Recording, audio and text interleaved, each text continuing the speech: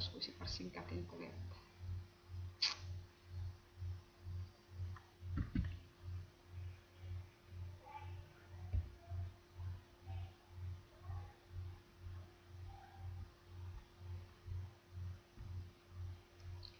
Oke, selamat pagi anak kami sekalian. Untuk kelas 7, apa kabarnya? Semoga kami semua tetap sehat ya.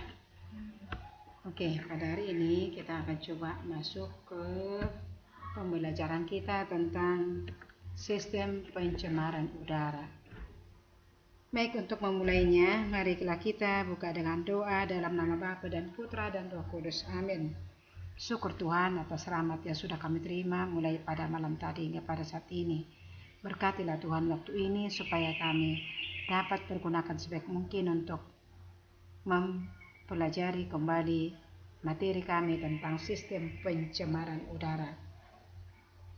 Kami serahkan ya Tuhan seluruh waktu ini ke dalam tangan-Mu. Inilah doa yang kami sampaikan kepada-Mu ya Tuhan, karena Kristus Tuhan kami. Amin. Bapa, Putra, dan Roh Kudus. Amin. Selamat pagi. Anak kami kelas 7, untuk tujuan pembelajaran kita hari ini, yang pertama, setelah proses belajar mengajar selesai, kamu diharapkan dapat menjelaskan apa itu yang dikatakan dengan pencemaran udara. Yang kedua, kamu diharapkan dapat menyebutkan atau menuliskan faktor-faktor yang menyebabkan pencemaran udara itu. Dan yang ketiga adalah, kamu diharapkan dapat menjelaskan dampak pencemaran udara. Anak kami sekalian, di sini video pencemaran yang ditimbulkan oleh kendaraan bermotor, Ibu mulai sajikan. Lalu gambar yang kedua adalah pencemaran oleh industri atau asap-asap pabrik.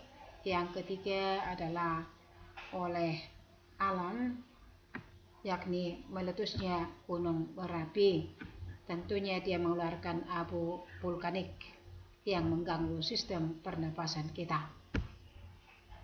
Baik, pencemaran udara itu adalah suatu kondisi di mana kehadiran satu atau lebih substansi kimia dalam jumlah yang membahayakan, berbahaya untuk seluruh makhluk yang ada. Ya. Kemudian, bagaimana tingkat pencemaran udara di dunia? Apakah mengkhawatirkan atau tidak? Ya jelas sangat mengkhawatirkan.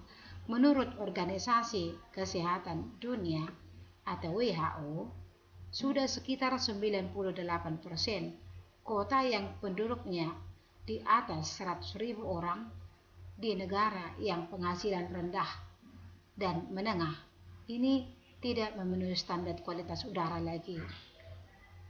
Namun bagi negara yang berpenghasilan tinggi, jumlahnya pasti menurun menjadi 52%. Tingkat pencemaran udara untuk setiap wilayah menurut WHO, Badan Kesehatan Dunia,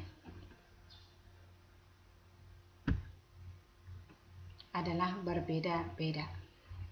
Nah, sekarang anak kami sekalian, apa yang menyebabkan pencemaran udara itu?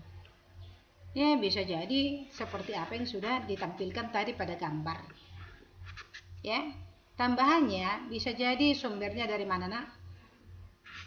Dari asap rokok, kemudian asap-asap pembakaran hutan, ataupun asap-asap pembakaran yang bukan di hutan.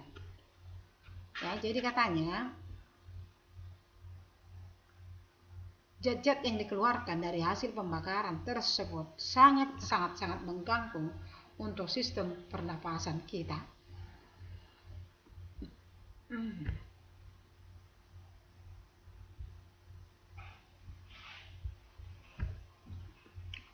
Oke anak kami sekalian, terdapat dua pencemaran udara, yaitu pencemaran udara primer yang ditimbulkan langsung dari sumber pencemaran monoksida, yaitu hasil dari pembakaran. Yang kedua adalah pencemaran udara sekunder itu berasal dari alam yang ada di atmosfer, misalnya gunung berapi ya. Nah, kemudian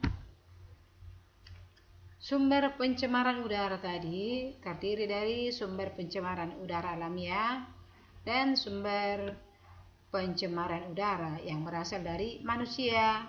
Kalau berasal dari manusia, itu berarti sumbernya dari asap-asap kendaraan bermotor, dari alat-alat transportasi, kemudian dari emisi pabrik. Nah, zat penyebab pencemaran udara itu sumbernya dari kegiatan manusia, ya, yang mana pada akhirnya akan menghasilkan beberapa senyawa karbon monoksida, senyawa oksida sulfur, senyawa oksida nitrogen, dan lain-lain sebagainya. Nah, apa dampaknya? Dampak pencemaran debu misalnya, ini dapat menimbulkan penyakit paru-paru, bronkitis, serta bentuk kelainan pada sistem pernapasan yang lainnya. Nah, kemudian dampak pencemaran oleh zat kimia seperti karbon monoksida ini bisa menyebabkan gangguan kesehatan pada butir-butir sel darah merah, ya. Nah, kemudian katanya menurut Organisasi Kesehatan Dunia, setiap tahun sekitar 3,2 juta kasus kematian ini bisa ditimbulkan oleh pencemaran udara yang ada di dunia ini. Bayangkanlah kawan. Nah, akibat pencemaran udara ini juga akan berdampak ke bagian ekonomi, juga ke bagian sosial, pun ke bagian yang lain. Ya. Apa saja di yang lain itu? Pendidikan oke. Ya. Kemudian ke sosial oke. Yang jelas itu semua terjadi akibat adanya pencemaran udara tadi ya. Lalu bagaimana caranya kita menanggulangi pencemaran tersebut supaya kualitas udara sedikit ya naik dibanding yang sudah terjadi itu? Nah, mungkin salah satu di antaranya kamu yang biasanya pakai kendaraan bermotor, cobalah ya menggunakan moda angkutan umum, atau mungkin saja dengan menggunakan sepeda. Artinya kamu tidak akan menghasilkan gas-gas kimia yang berbahaya. Maka silakan hemat energi yang bersumber dari BBM, bahan bakar minyak. Kemudian selain itu, kalau pencemaran udara terjadi dari akibat tindakan manusia yang sumbernya dari limbah rumah tangga misalnya, maka silakanlah pahami dan praktikkan konsep reduce, reuse, dan recycle. Ya, artinya bisa menggunakan kembali, bisa mendaur ulang kembali, dan mungkin bisa memperbaiki kembali, repair, ada istilah itu ya.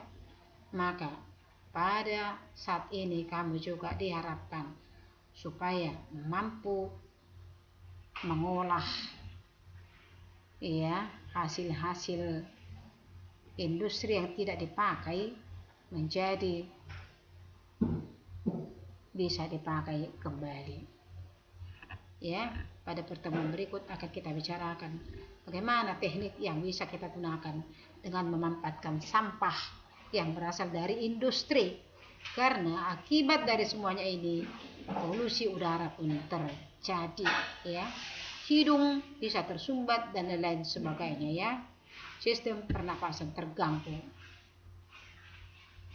Ya, anak kami sekalian, masih banyak sebenarnya yang harus diterangkan, tapi melihat waktu, maka Anda bisa membaca buku paketmu kembali untuk lebih mendalami materi kita tentang pencemaran udara.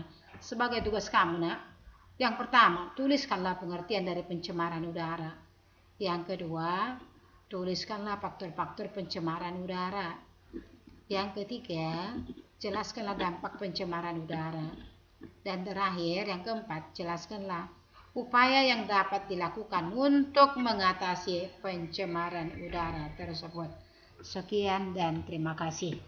Terima kasih atas perhatian kamu. Mari kita tutup dengan doa dalam nama Bapa dan Putra dan Roh Kudus. Amin. Kemuliaan pada Bapa dan Putra dan Roh Kudus, seperti pada permulaan, sekarang, selalu, dan sepanjang segala abad. Amin. Dalam nama Bapa dan Putra dan Roh Kudus. Amin. Selamat pagi. Untuk absen nak, tolong nanti diisi saya hadir Bu, begitu ya. Kemudian tugas-tugas yang disajikan silakan kerjakan dan kirimkan ke WA Ibu hari ini. Tetap Ibu tunggu ya.